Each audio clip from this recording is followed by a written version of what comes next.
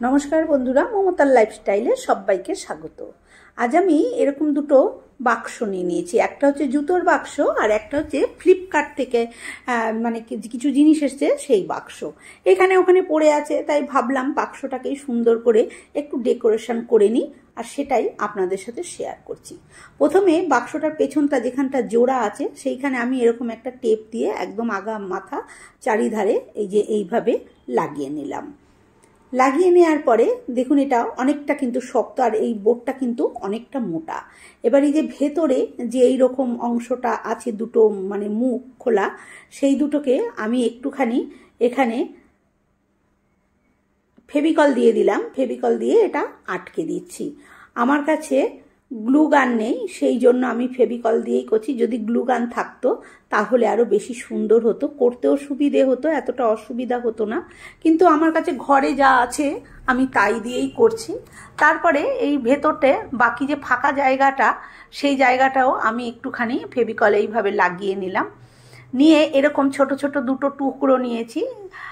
মানে মাপ মতন শেপ মতন কোনো কিছুই আমার কাছে সেরকম নেই, সবই ফেলে দেওয়ার জিনিস, তাই দিয়েই তৈরি করছি। এরকমভাবে লাগিয়ে নিলাম।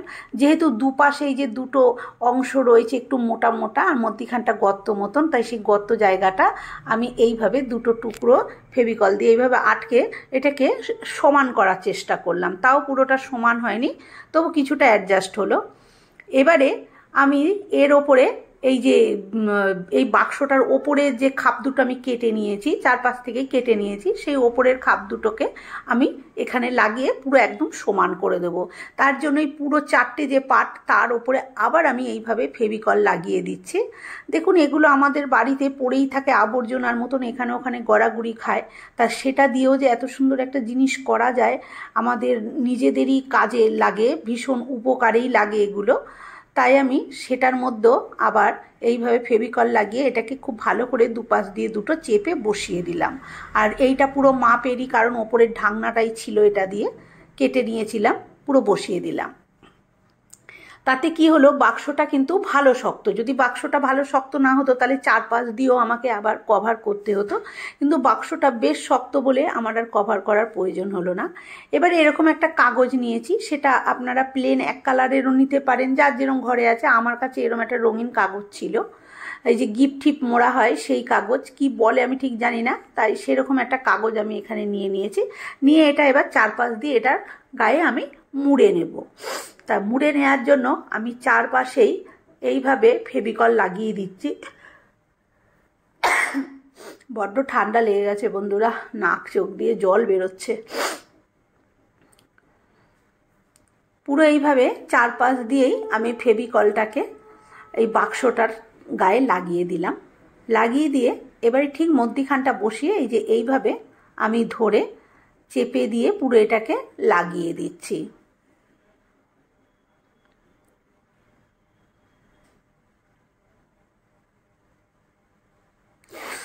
চারপাশটা কিন্তু খুব সুন্দর করে আমার লাগানো হয়ে গেছে। এবারে ভেতরে যে অংশটা আমি জুড়েছিলাম সেখানে আমি একটা এরকম বোর্ড লাগাবো বলে যে জুতোর বাক্সটা নিয়েছিলাম, এই যে অজন্তা দেখতেই পাচ্ছেন, সেই জুতোর বাক্সের ওপরে যে ঢাকনাটা সেটা কিন্তু আমি মাপ মতন কেটে নিয়েছি, কারণ ওখানে দেওয়ার মতন আর কোনো বোর্ড আমার কাছে নেই। তাই জন্য আমি জুতোর বাক্সের ওপরের ঢাকনাটা কেটে নিয়েছি, আর তার মাপ মতন আর একটা কাগজ কেটে নিয়ে তার গায়ে ফেভিকল লাগিয়ে চারপাশটা আমি এইটাও মুড়ে দেব। এইটা আমি অন্য কাগজ দিয়ে করছি, কারণ ওই লাল কাগজটা আমার কাছে আর নেই, সেই জন্য এটা আমি অন্য কাগজ দিয়ে করছি। আর আপনাদের কাছে যদি থাকে তাহলে আপনারা এক কাগজ দিয়েই করবেন, বা ওয়ালপেপার যদি থাকে আপনারা ওয়ালপেপারও ব্যবহার করতে পারেন, সেক্ষেত্রেও খুব সুন্দর লাগবে। এই যে এটা ভেতরে লাগাবো বলে রেডি করে নিলাম। এবার এই বাক্সর দুদিকটা মানে মোটা দুধের মানে এই যে লম্বা দুদিকটা কিন্তু কাগজ লাগানো হয়েছিল না, তাই সেখানেও আমি একটু ফেভিকল লাগিয়ে এই যে এইভাবে আমি কাগজটা সেটে দিলাম। বন্ধুরা আমি এটা দেখাতে পাচ্ছি না, আমার ক্যামেরা ধরার সমস্যা, সেই জন্য আমি দেখাতে পারলাম না, কিন্তু এই দুপাশে এই যে দেখুন লাগিয়ে দিয়েছি। তারপরে আবার নিচের দিকটা একটু ফেভিকল লাগিয়ে এই যে এটা তৈরি করে রেখেছিলাম এটাকে আমি এইভাবে দিয়ে চেপে বসিয়ে দেব। বাক্সটা চারপাশ দিয়ে মোড়া হয়ে গেল, খুব সুন্দর দেখতে লাগছে দেখুন। মনেই হচ্ছে না যে এটা ফ্লিপকার্ট থেকে আসা কিছু বাক্স। এই বাক্সগুলো আমরা কিন্তু সাধারণত ফেলেই দিই, কিন্তু আজকে আমি একটা ভীষণই ভালো কাজে এটাকে লাগাচ্ছি। খুব সুন্দরভাবে মুড়ে নিয়েছি।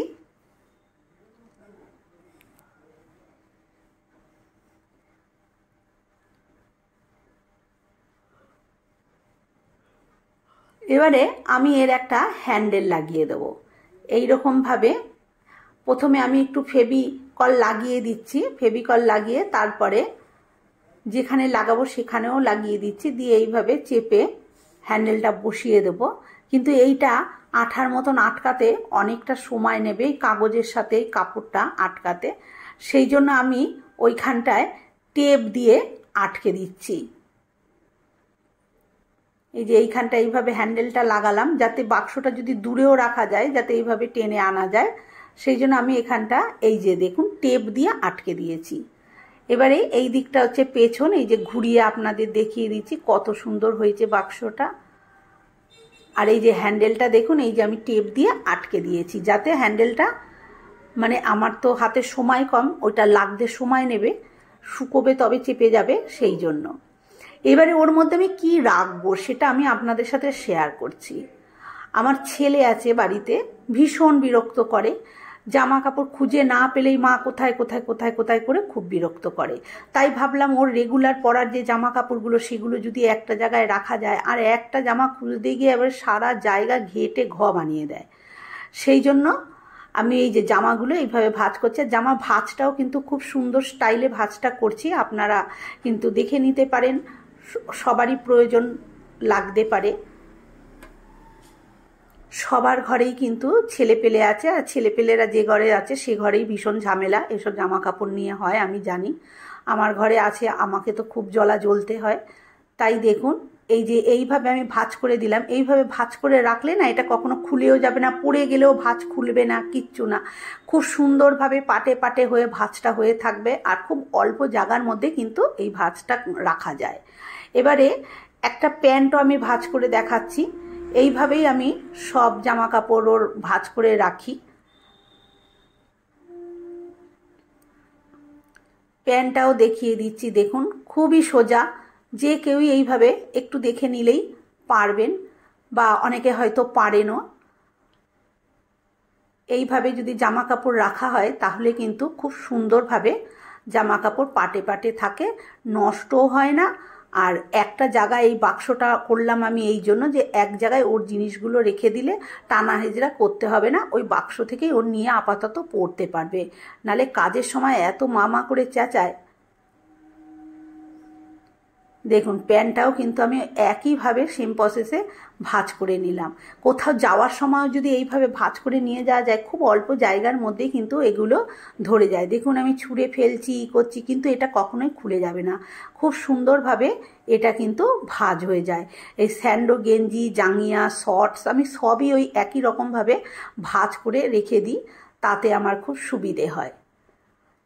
এইবারেতে যে বাক্সটা আমি বানিয়েছি বন্ধুরা, এখন দেখাচ্ছি এই বাক্সটা আমি কি কাজের জন্য বানালাম।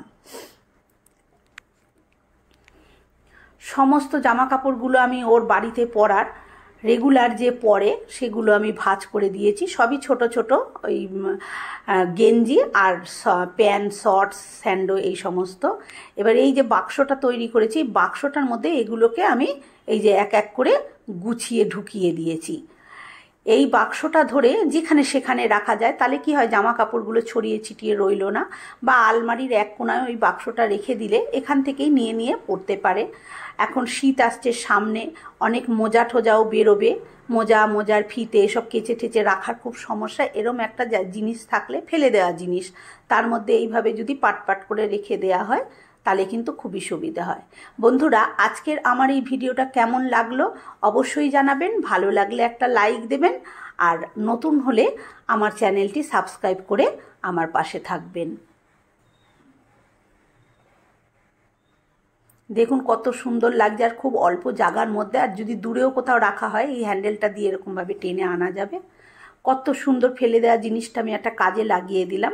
এবার আমি দেখাচ্ছি, দেখুন আলমারির কোনায়ও এটাকে যদি এক কোনায় রেখে দেওয়া যায় তাহলেও কিন্তু সেটা খুব সুন্দরভাবে থাকবে। আর যে কোনো জায়গাতেই এটাকে কিন্তু রেখে দেয়া যায়।